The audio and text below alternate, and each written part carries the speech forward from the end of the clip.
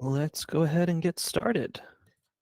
So just to give you a quick agenda for what you can expect, we're going to be talking about the OpenEEmeter 4.0 API changes. After that, we're going to give a brief recap of the last meeting. We're going to talk about some rolling test train, the results of that rolling test train with Caltrack 2.0, and then we're also going to be talking. So I believe some network issues. it would appear that I am having some problems.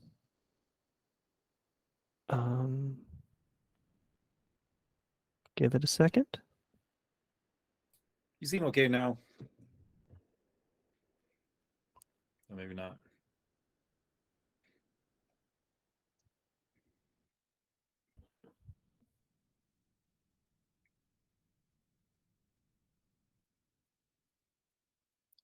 Am I coming in and out, or what's happening? Yeah, just a bit in and out.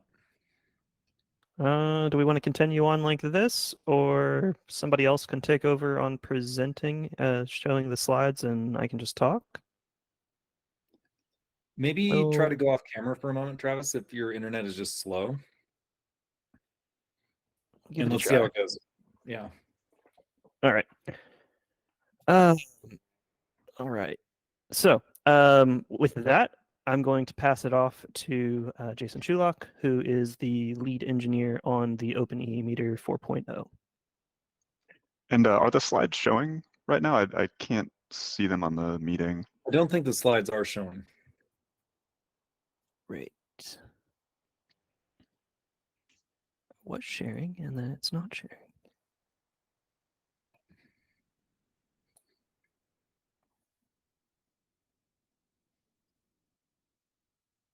There we are. Okay, sweet. Yeah, so some updates on the repository. So this first item, Joydeep from our team has been working on looking at the OpenSSF best practices badges and seeing kind of where we already pass and what we need to add in order to get a silver badge.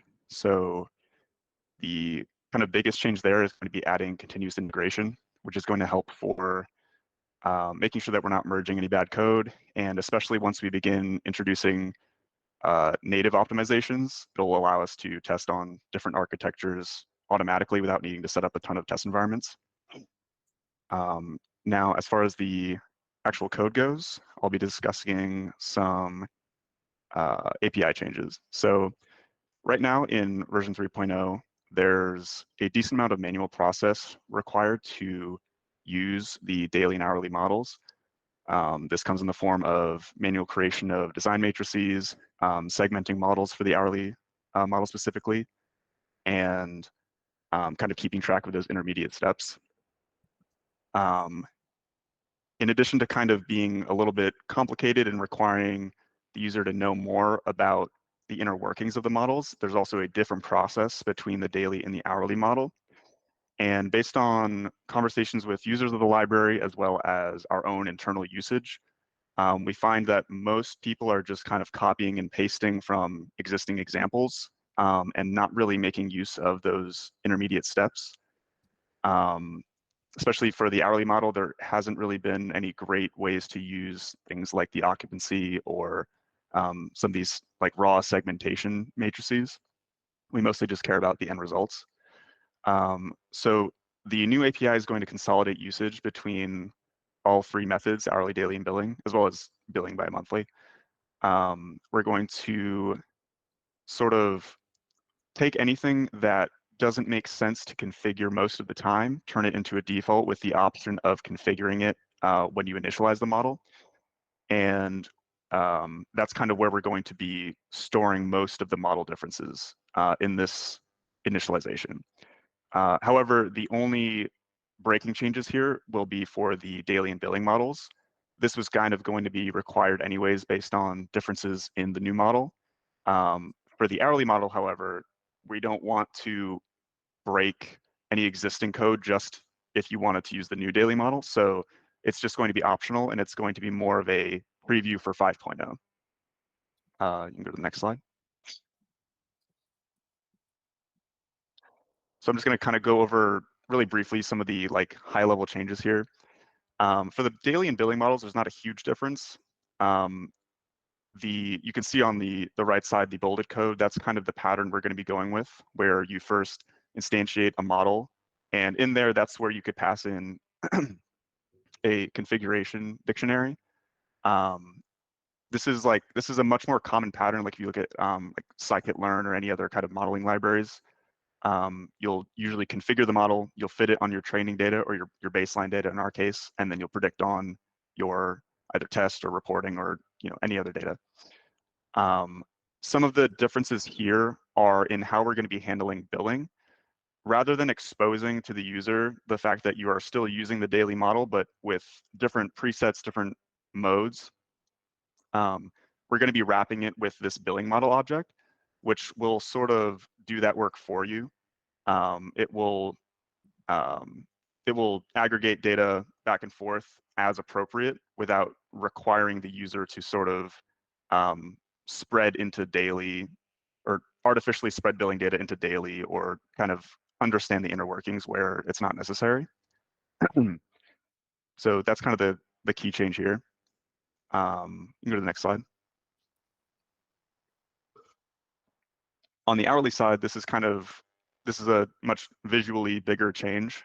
Everything on the left is primarily intermediate steps, as discussed earlier, where you're creating these occupancy lookups and the segmented matrices manually and keeping track of them kind of just for the purpose of fitting the model, and then you either discard them or they're not super useful. What we're doing here is wrapping all of that functionality into a class that resembles the daily and billing models. So you can still use the methods on the left, at least temporarily until the model architecture actually changes for 5.0. But if you do want to have like a preview of how it will work, at least from an API standpoint, you can use the code on the right. You can go to the next slide. So another aspect that we're changing is how we handle data issues and model fit issues and warnings in general. So we found that there's 3 primary types of warnings. Those of data sufficiency, or let me start from data formatting actually. Data formatting, where you have improperly formatted reads, things that aren't floats, incorrect column names, things like that. Then you have data sufficiency, where the data is formatted correctly, but you're missing data to the point where you can't actually build a model, or the model that you're building is going to be inadequate. And third, we have model fit issues. These are things that right now are primarily related to like parameters going negative. That might also be a data issue, which is kind of cleared up in the new model in some places. But anything where like if the model runs out of memory, things like this where it's not related to the data necessarily, and this is more of an exception in the code. These, oh yeah, Ethan, the linfit error, I think that kind of falls into that third category. Not 100% sure. I think that's stats model, if I'm not mistaken, is where most of those are. And as far as we're not using stats models. Dang. Well, I'll type. Okay. So yeah, delegated to Travis for that question. Some issues here is that it's kind of easy to ignore these or not understand when you should be checking these. They're not enforced by default, and they're also emitted in different contexts.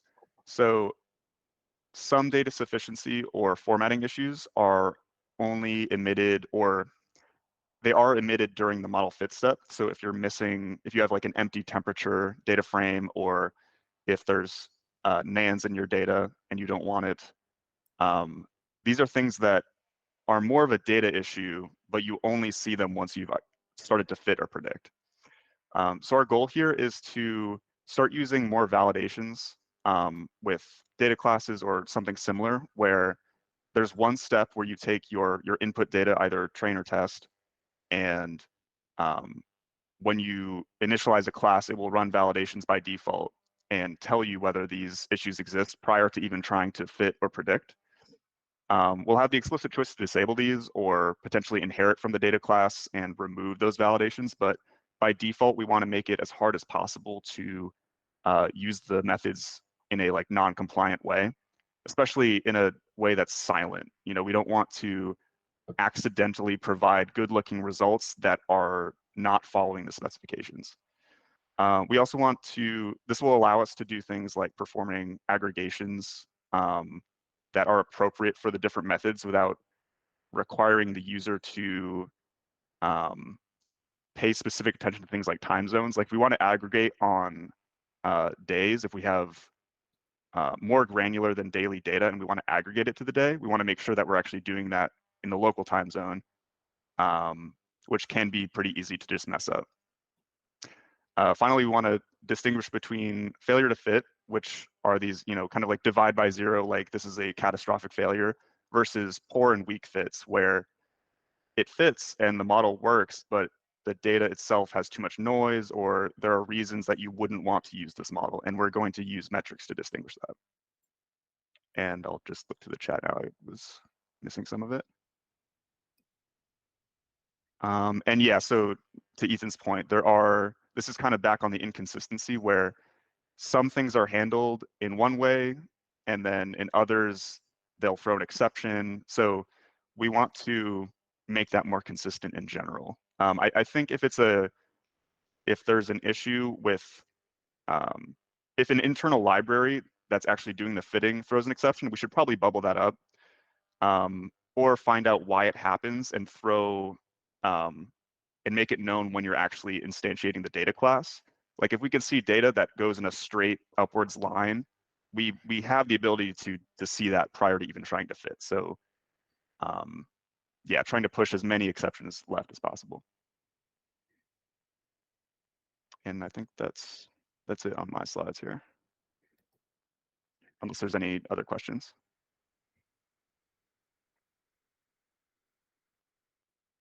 All right.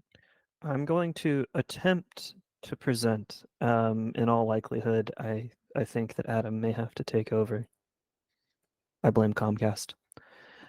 So, to recap last time, we were talking about the current issues with 2.0 hourly model, in that it is likely overfit. The model is incomplete for solar PV customers because we do not have any sort of solar parameter being used as an input, as well as the inputs that do go into 2.0 are very inflexible. There are no options on what you can input. They are what they are. In looking back in the history a little bit, I did see that there was some effort with 2.0 to prevent it from being overfit, using some in-sample and out-of-sample statistics. I just wanted to acknowledge that this has been done in the past, though we are doing it slightly different today. Now, as far as how we intend on resolving this, we are going to be using AMI prediction with weather data, solar, and categorical information. And we're also, I should probably just delete solar disaggregation, because at this point, we're viewing that as beyond the scope of the current working group due to the complexity. So as far as the different types of inputs go, the weather data that we're interested in, we could be any time series of information. It could be temperature, humidity, barometric pressure. It can be solar irradiance data.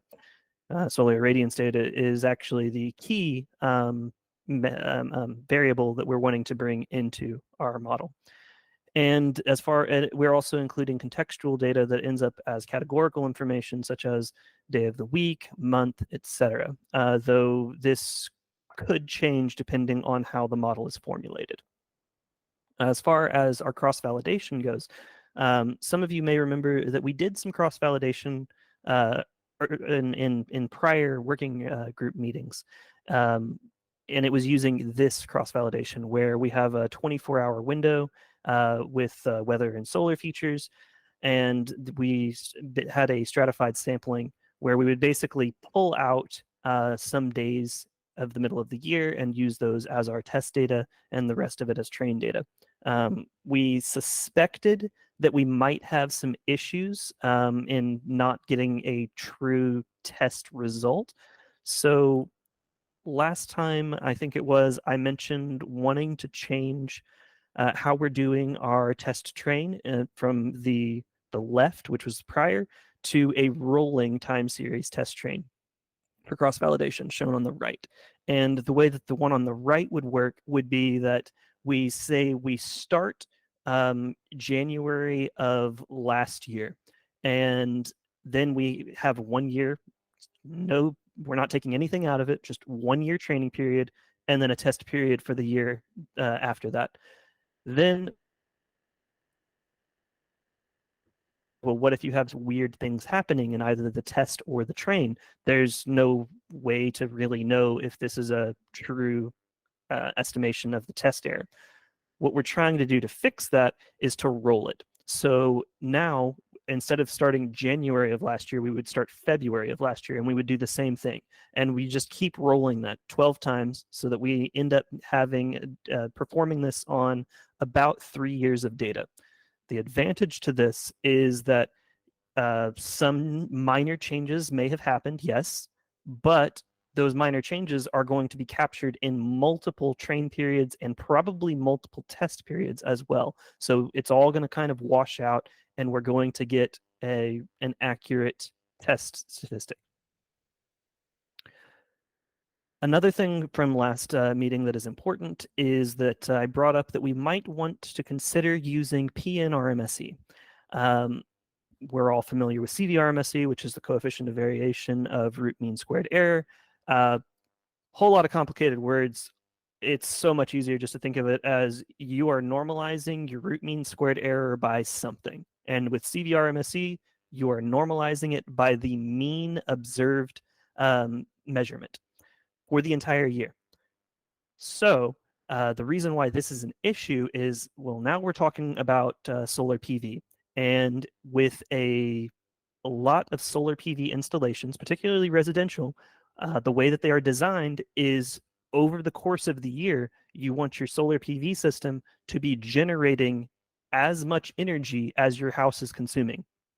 So the mean Y here, if we're looking at the combination of these things, the mean is supposed to be roughly 0, which makes, we're now dividing by 0, RMSE, CVRMSE blows up. This whole thing becomes a terrible metric. An alternative metric that we could look at would be the RNRMSE, which is the relative normalized root mean squared error. And for this one, we just normalize by the range of the data. So we just look at the maximum observed value and the minimum observed value, and the range of that is what we divide the RMSE by. And so this is no longer going to be sensitive to solar, to the same subject that the same scenario that I just presented to you, because we're just looking at the maximum. But we also know that if there's anything that can be said about any sort of metered data, it's that it is insanely variable. And so we can't really work just off of a max or a min, because those could be extraneous values that are just nonsense in some way or another. So what we propose is to use a percentile normalized root mean squared error, where we normalize the RMSE by the 95th percentile and the 5th percentile. This basically gets you to max and min, except it is a bit more robust to any noise in your system. So before I move on to the new stuff, are there any questions on what I've shown so far?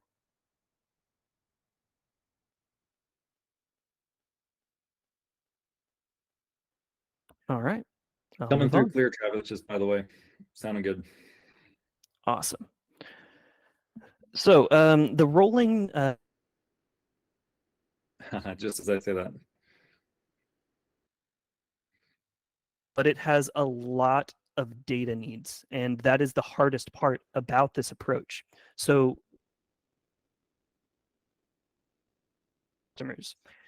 That's fine.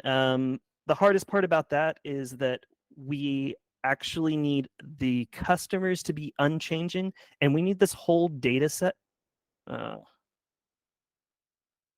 just sit very still, and maybe it'll work. If it gets too bad, Adam can take over. We need this data set to be static. And what I mean by static is like, we don't want the customers to change. We don't want a house to have a solar panel array installed sometime in the period that we're looking at. But that's really hard because we need all of the conditions to be almost the same as well, which means that basically anything past March of 2020 is not a very static time period. So we have to look at really old data back in 2017 to 2020 so that we can find data that is not affected by COVID and is as unchanging as possible. So we have found this data for residential in California, and a commercial data set from the same source is possible, though we're still working on that. With all of this, though, we have a bit of an issue. Earlier I mentioned we don't want solar panel arrays to have been installed sometime within this time frame. That's not actually very easy for us to tell. So, and the other limitation here is that when we're going back that far, there weren't as many solar panels on people's houses or anywhere for that matter. So the quantity of meters that have HazNet is much, much smaller.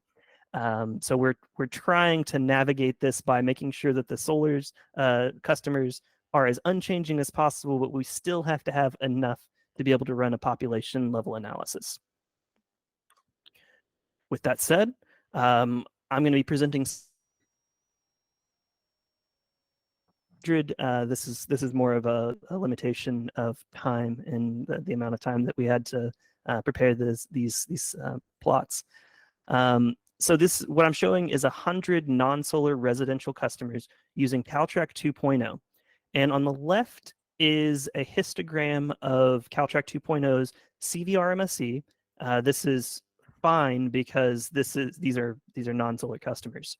And the red line on the left red line is the 25% quantile. Blue line is the median. The red dotted line is the 75% quantile. When looking at this, there's not much to draw from the conclusion of just one. But what we can do is we can look on the right one, which shows the test results.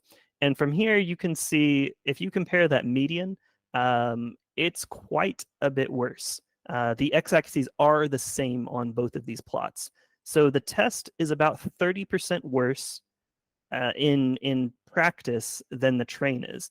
This basically says every time that you have used Caltrack 2.0, your error metrics are 30% worse than what you think they are. This is an artifact of Caltrack 2.0 being overfit, and so the train data looks better than the actual test data is. Hopefully this is something that we can resolve. Then let's look at some solar customers. I'll show you why here in a couple of slides, but again, here we see that the results are actually even worse unexpectedly than the non-solar customers, where now the test data is about 40% worse. But I would hesitate to say that it is 40% worse because that 40% is based on the time that we pulled this from, and we are completely missing solar information from Caltrack 2.0. So it could be 40% worse. It could be 80% worse, and I wouldn't be surprised. And the reason for that, Travis, being that in this particular measurement, it was 40% worse. But we don't know whether or not we got lucky and had a test and within the test time frame, there was a similar level of solar irradiance as within the train time frame. We just don't know. So it could be that if in the testing time frame, the solar irradiance, we have more cloudy days, for example, then this 40% worse could be 80% worse, as you're saying. Is that just to clarify that point? Is that what you're suggesting? It is. It's based off of the 3 years that this data was taken from. All of them, despite us trying to account for any changes and any variation by having that rolling time frame, we still can't avoid the fact that they're still from the same 3-year period. And so it could have just been a cloudy summer, for example, in the middle of 2019.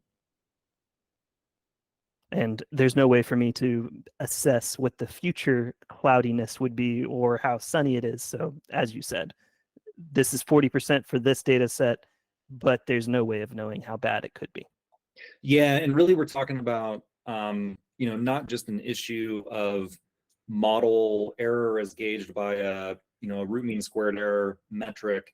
We're talking about the fact that we know, you don't have to imagine this. We know that in the case when you're measuring a program and you have a baseline period that's sunny and a reporting period that's cloudy. Let's say that January and your baseline period happened to be sunny, January and your reporting period is cloudy, that the model is not going to pick up on that other than how much it might affect the temperature.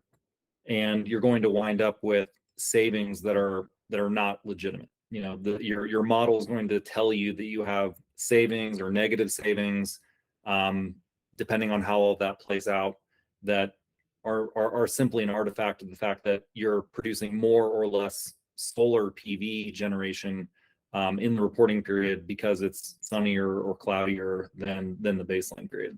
So even absent the consideration of a normalized error metric like PNRMSE, we know that is an issue that we need to solve. Absolutely. All right. So now let's start talking about the other models that we have been investigating.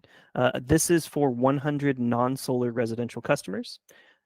In each of these, the train data is in blue and the test data is in peach orange.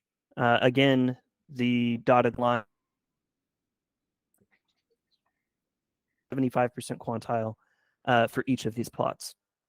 Now, when I look at this, my immediate observation is that Extra Trees is massively overfit, like even more overfit than CalTrack 2.0 is. And also, if we look at its median CVRMSE, it is pretty bad. This is not a good look for Extra Trees. And as far as Extra Trees, as variables that can go into it that change the model, you can change the amount of depth. The fewer, the less overfit that it will be. This is with only 2 layers of depth. So that's already very, very small for Extra Trees, and it's still massively overfit. Probably not going to be the model that we pick, which brings us to ElasticNet and CalTrack 2.0.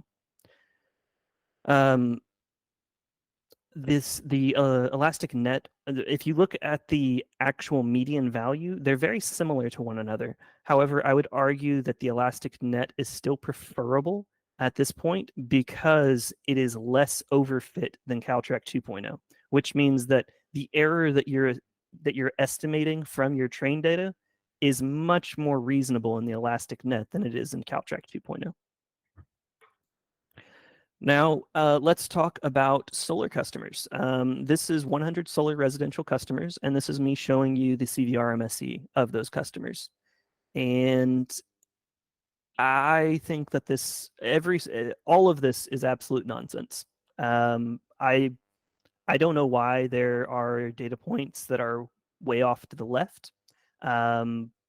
It's just that this is the kind of crazy thing that happens when you are looking at CVR-MSE with solar customers. It's just turns out that CVR-MSE is not a useful global metric. So if I look at these same exact 100 solar residential customers, same model, same everything for these, and instead I just look at PNR-MSE, actually happening here. So you might notice some similarities with the CVR-MSE of the non-solar customers, and that is that the extra trees model is just, it's bad.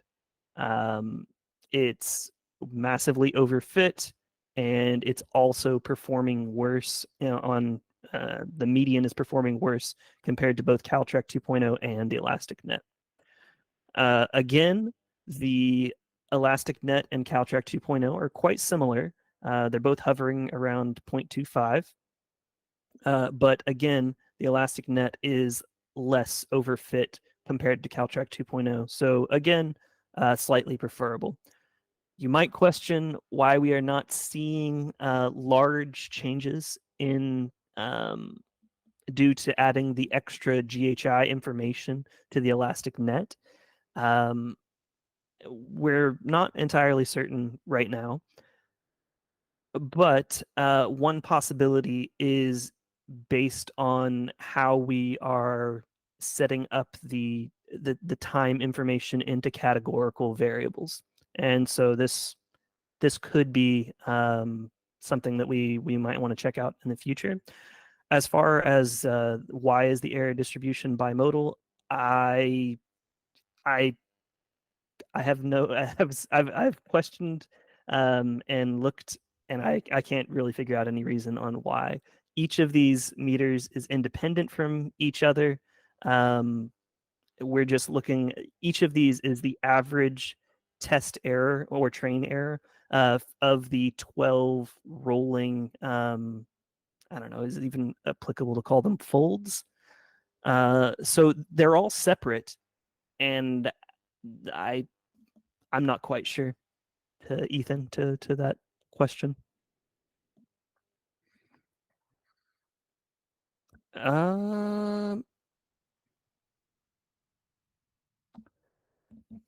You know, I wonder, I mentioned earlier that we don't know when these PV systems were installed. Perhaps that's why.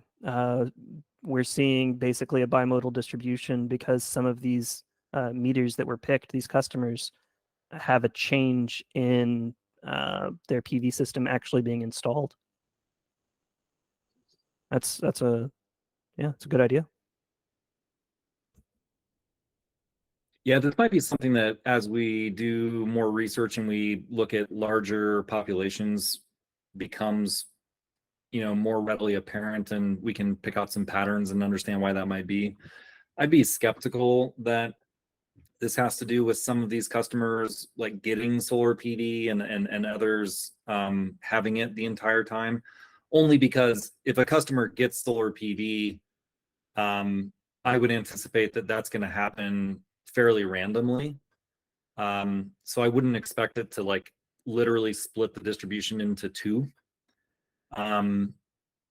It's possible, certainly. Maybe there's some patterns there that we're not aware of, or we're making bad assumptions on that front. But in any case, yeah, it is something that I'm sure we'll dig into a little bit more if that pattern persists as we get larger samples that we're looking at. I mean, it's a little outside the scope of Caltrack, but change point detection is really useful for understanding some of these things sometimes, particularly if you're looking at the change point on the model error, the like actual versus predicted over time. It can be really helpful to like see where that stuff falls out, but it's not with no ground truth. It doesn't really tell you anything here. Yeah. My hope and expectation would be that the more customers that we're able to include in our population analysis, that stuff like this is going to disappear. But we'll see. Yet to be determined. With that, I mentioned the the way that we're dividing these things up. So a neural net would provide us with an opportunity to not have to do that in order to use these off-the-shelf models. And for the neural net, we are looking at our inputs being temperature, solar data, and whatever extra miscellaneous variable you want to throw in there, as well as the categorical data. But it doesn't have to be, we don't have to treat the time series as categorical. If we use like an LSTM, then we can treat that more as the time series that it actually is. Now, as far as the hyperparameters that go into this, we have a number of things that can change the results of these. We can look at the number of hidden layers. So if you look at the columns of green here, this would be a 3 layer. Yeah, it would be 3 layers, 3 hidden layers. And as far as the number of dots in each of those layers, it would be the number of neurons. And then there's also parameters for normalization, dropout. The list goes on. And all of these are of interest to try to figure out how to tweak them the best so that we get the best results. At the end of this, we output 24 hours of counterfactuals for all of the days of the year. And for these, they were a bit more time intensive to compute. We have 20 solar residential customers here. And this, again, is showing the same training test as I showed previously, where on the left is Caltrack 2.0 and on the right is the neural net. The medians and the quantiles are very, very similar for both of these, but what I find the most promising is that while there is a level of overfit with Caltrack 2.0, if you look at the histogram of the neural net, it basically overlaps train and test, which is fantastic because then we can actually say whatever our train error is very close to what our test error is. And this, at the end of the day, is very important for everybody because that uncertainty is going to end up adding up together and saying your savings is plus or minus this, whether that savings is carbon or whether that is some sort of energy. Were there any questions, concerns, thoughts about the neural net? It can be about the results or just a general question is perfectly fine as well. All right, then I will move on. So in conclusion, we are making more and make everything a bit more easy to use and fix some bugs and all sorts of stuff, as Jason previously talked about. We are currently looking and thinking that the rolling test train approach is very promising, and so we're going to continue to use this in our future modeling. And well, the decision tree approaches from what I showed you before are underperforming, using some British understatement here. So we're probably not going to be using any sort of decision trees in the future. We also, I think we really need to have a discussion at some point about the alternative to CVRMSE. Do we want it to be PNRMSE? Like that is my current approach, but I'm also open to hearing others. Ethan, go ahead. Well, sorry, this was just going back to the rolling test train. I was just trying to understand if that is something like you're doing now to assess different model choices, or if that's something that would be incorporated in like actual savings runs. So it would require far too much data for that to be the standard. So it can't be the standard. It can only be for us to choose which model that we want.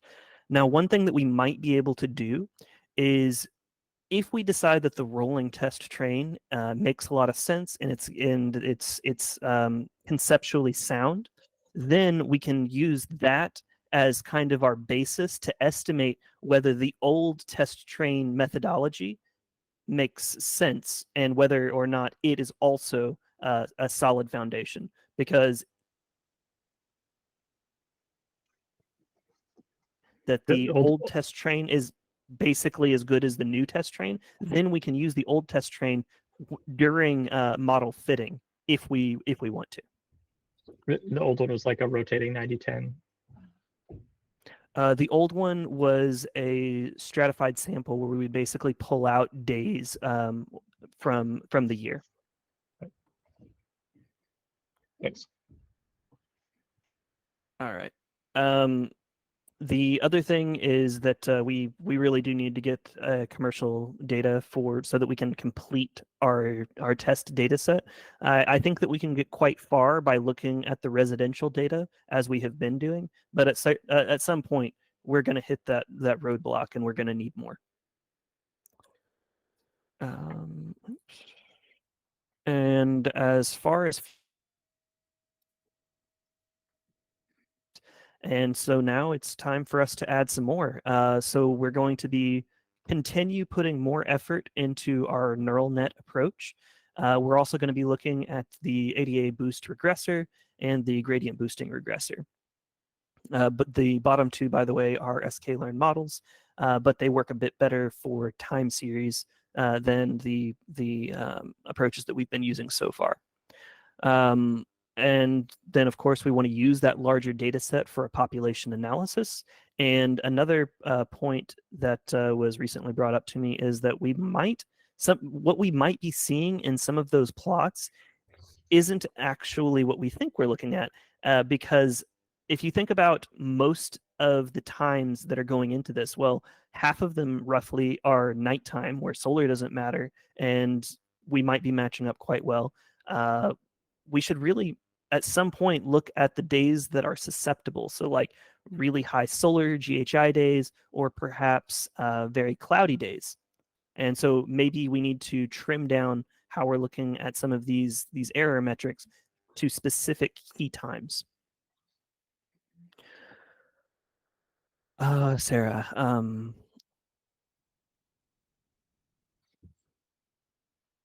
that's the tough part in suggesting this change away from CVRMSE, is that so many of the program's requirements are based on it.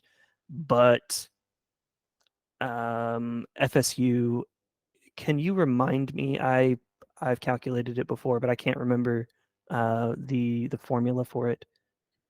It's basically just the sum of the uncertainty divided by the sum of the savings, Travis. The sum of the savings uncertainty divided by the sum of the savings itself. That.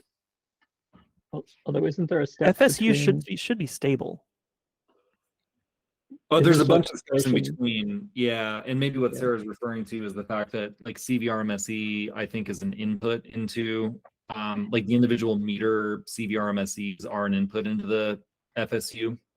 But the FSU, it's in the numerator, and it looks like you've got for the standard one, you're dividing by the mean, and then in the normalized one you're looking at, you're dividing by the 95th percentile minus the 5th percentile, right? So you're going to have a larger denominator, which means that value changes. So, and I know there's already a debate over whether we should keep using FSU as is or not, but I was just curious if you've given some thought to how you might work through that.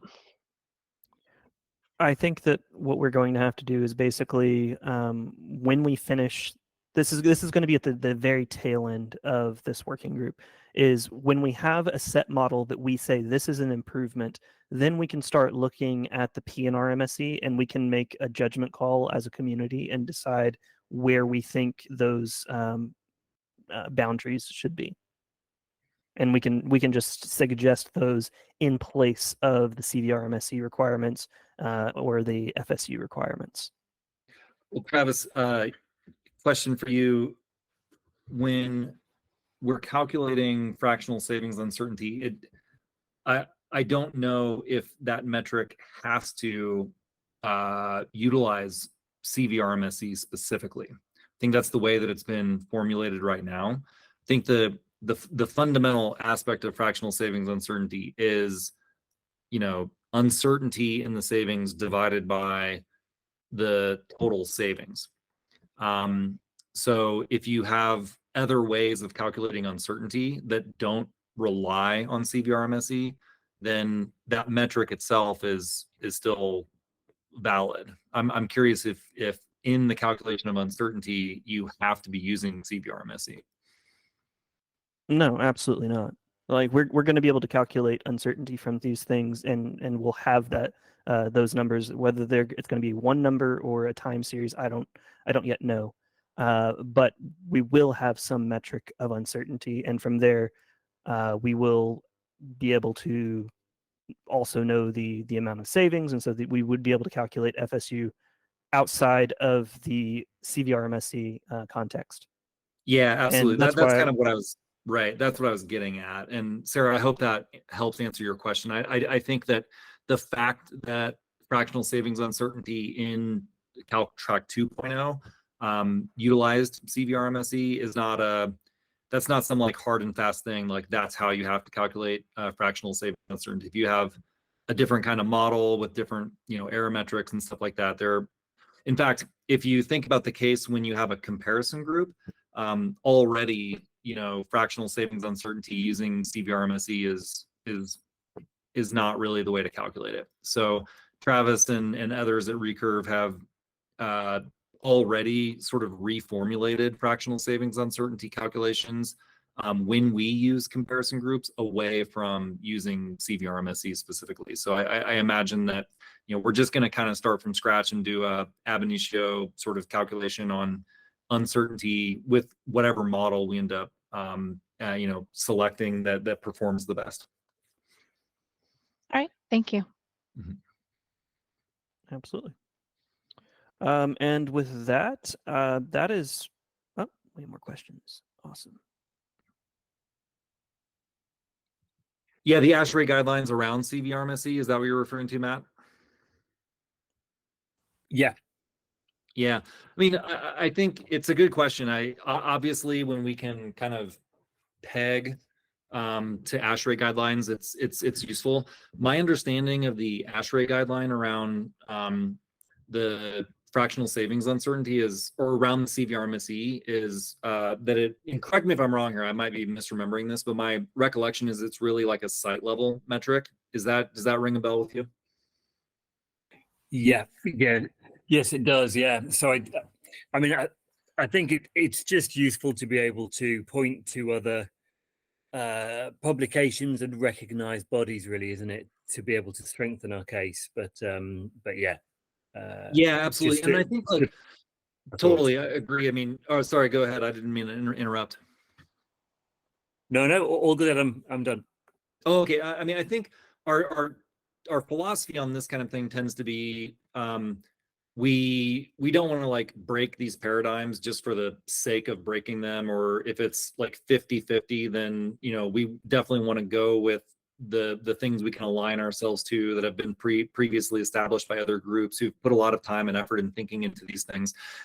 Having said that, I think if we're talking about, you know, a lot of these kinds of metrics, you know, they CVRMSE included, really was, you know, they were originally developed without the use of comparison groups, for example. They were originally developed really not thinking much about solar PV customers where you have, you know, zero crossings. You know, this is something we're dealing with right now at Recurve, is trying to figure out how do you handle, you know, these denominators effect, or like the fractional quantity is essentially blowing up when the denominator is very close to zero, because you have a counterfactual that's very close to zero, because it's, you know, hour of day 14, and that's when this particular customer or even a group of customers has consumption very close to zero because they're solar PV customers, for example. So all these things do require, I think, a little bit of you know, coming back to the table and figuring out, how should we be approaching these things? I think with again, just to restate, the whole the biggest single reason we're interested in revisiting the hourly model is, the hourly model itself was developed in 2017. And since that time, there's been continual exponential growth in solar PV penetration. And so there are many, many more, every single day that goes by, the existing 2.0 model is able to effectively measure less of the population. So this is really why we're coming back to this. So I would suggest that if we can get a big improvement in something like PNRMSE within the broader population of customers, like solar and non-solar, that would be great. And I think what Travis has talked about today is showing that at the very least, it looks like even with some of these very preliminary models, we can do as well as the Caltrac 2.0 model when it comes to those kinds of error metrics. And they have the added benefit of using GHI. So where those models are aware of solar PV, or they're aware of solar irradiance. So we should de-risk those models away from that scenario I described earlier, where it's you got a cloudy July in your baseline period, you have a sunny July in your reporting period, and therefore you calculate a ton of savings that aren't real. So that's really that's the biggest problem. And then if along the way we can also improve the model for solar and non-solar customers, just when it comes to these error metrics and fractional savings uncertainty and things like that, all the better, right? But like first things first, and that's you got to trust. You have to. We as a community have to be able to trust the outputs of these models and know that they're not susceptible to the kinds of error that we're currently are susceptible to when it comes to those kinds of things. Also, to come at your question from another angle, so relative normalized root mean squared error is a metric that is pretty, I'm not going to say it's very standard, but you can find it. PNRMSE is not one that you will be able to find. PNRMSE is basically us looking at the relative normalized root mean squared error and saying, this is a great idea. It won't work for building energy consumption, just because we know how much noise is in this data. So we had to basically modify RNRMSE into PNRMSE. With that said, this is our best attempt at fixing this error metric issue. We're not opposed to any other suggestions. I'd be happy to implement anything just to see how it worked. Have you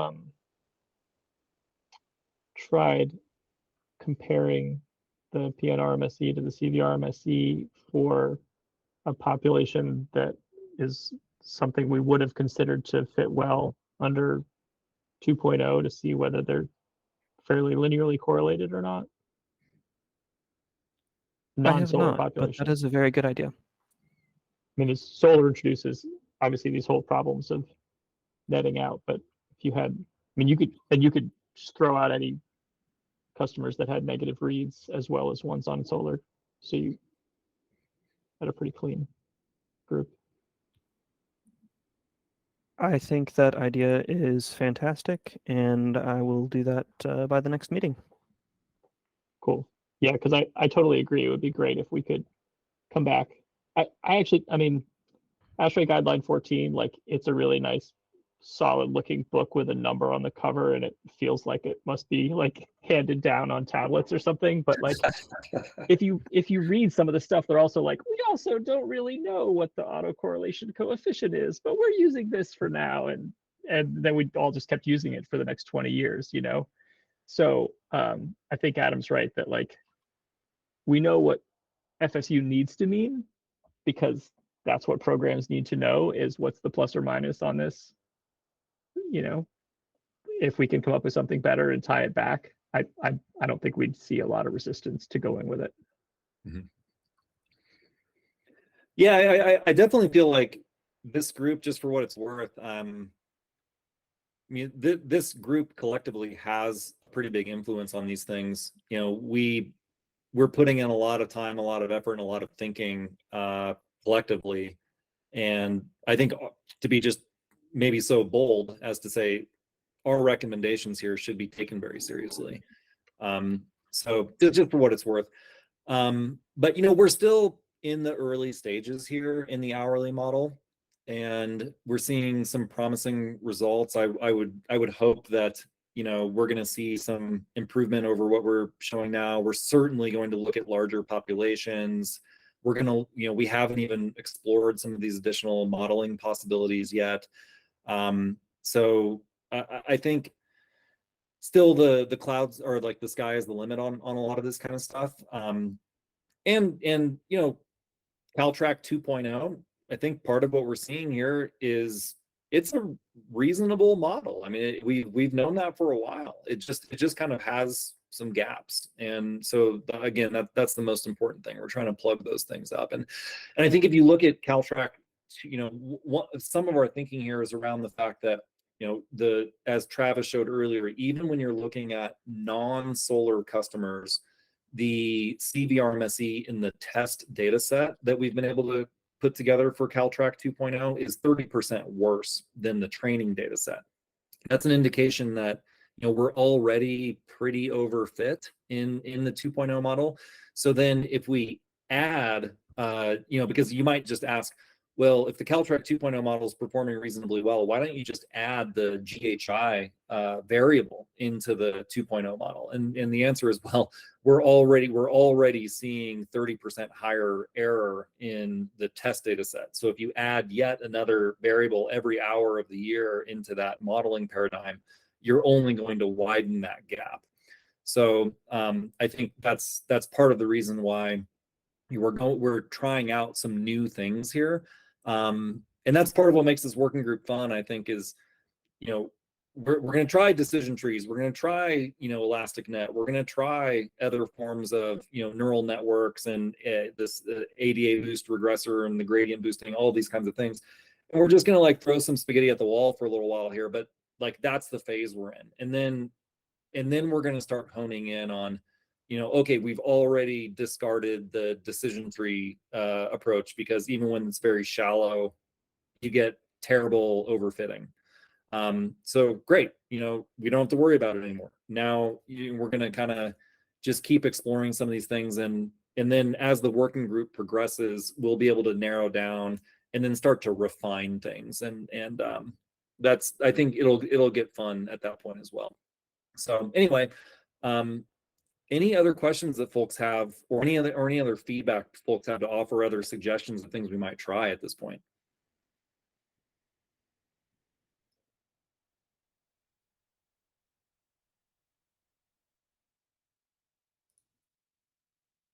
Awesome. Well, thanks everybody for coming. Travis, any last words of wisdom? Thank you everyone for coming. It's a rather short working group meeting for us, but I hope that you got something from it, and I hope to come back next time with some better information about PNR-MSE versus CVR-MSE. Great. Thank you, everyone. We'll see you next time around.